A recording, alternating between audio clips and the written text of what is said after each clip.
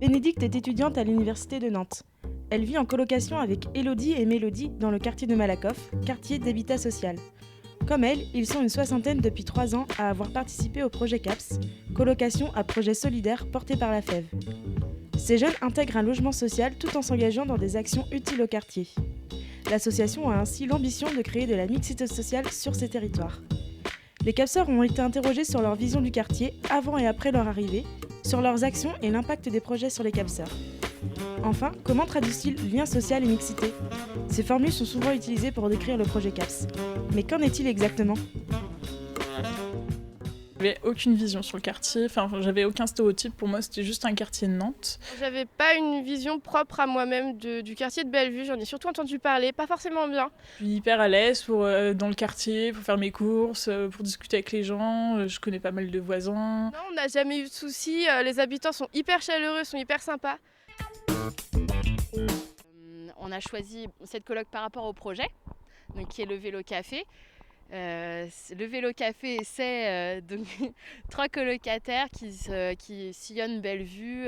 On cherche simplement la discussion en échange de gâteaux, de café qu'on propose.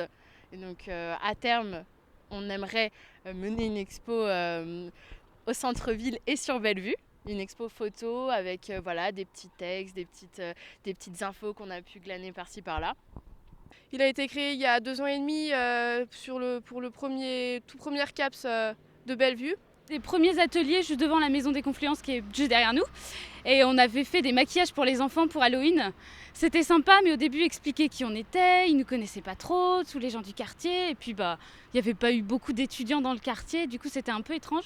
Mais une fois qu'on avait bien expliqué notre démarche, nos projets, avec les gens de la maison des Confluences ou alors les habitants du quartier, tout le monde était content de voir un peu des projets qui se formaient dans le quartier. Notre gros projet de cette année, c'est la création d'un jardin collectif, juste en bas de la tour, avec donc les habitants de notre tour, mais aussi un peu du quartier en général. En fait, le projet de jardin, il découle en fait du projet de l'année dernière, parce que l'année dernière, on a fait du coup le repas des voisins en mai, et c'était une grosse bouffe qu'on a fait sur le palier, là, c'était super cool.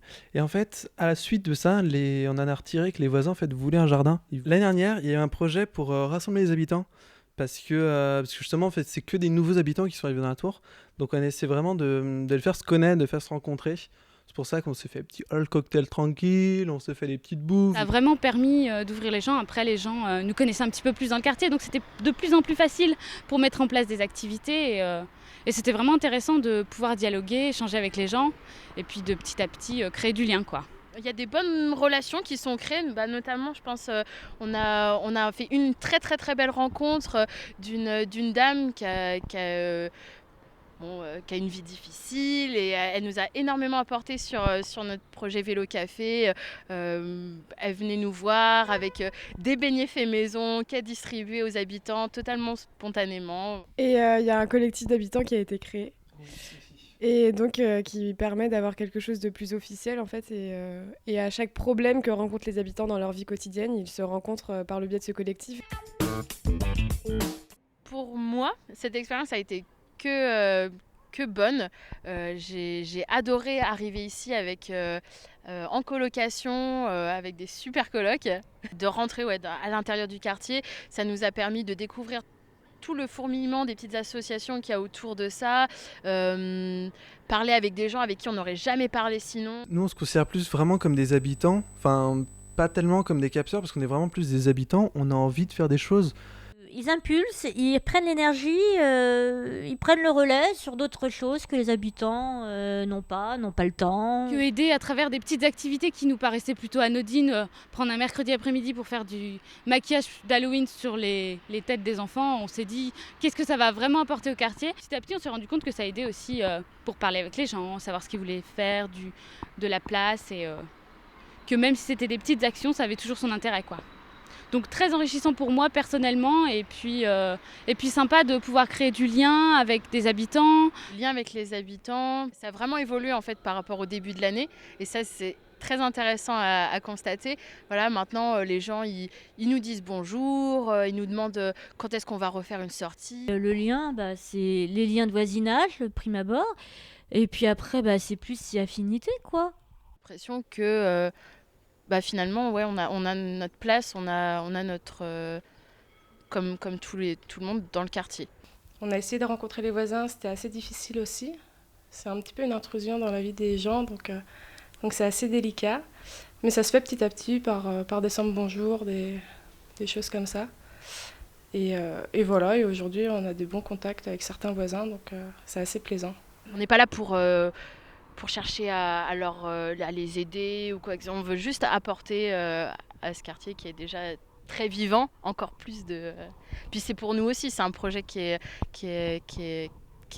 devenu quand même très personnel.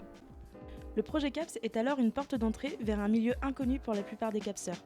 Curieux et motivés, ils s'intègrent progressivement dans leur quartier comme tout nouvel habitant, mais c'est véritablement les actions menées qui créent la rencontre et sont prétexte à la discussion. Ces échanges participent à un mieux vivre ensemble dans le quartier, au-delà des moments entre voisins. Ainsi, les CAPS ne révolutionnent pas la mixité dans les quartiers, mais elles permettent de casser des représentations, des préjugés. Elles tissent des liens du quotidien, simples, nécessaires et indispensables. En permettant à des gens d'horizons divers de vivre ensemble, de faire ensemble, elles offrent aux jeunes qui s'y engagent et aux habitants qui apprennent à les connaître une ouverture d'esprit et une approche différente à l'autre. On est des allumettes, quoi. Genre, on fait... Puis il y a tout qui s'enflamme. Enfin, s'enflamme cool. Des belles flammes.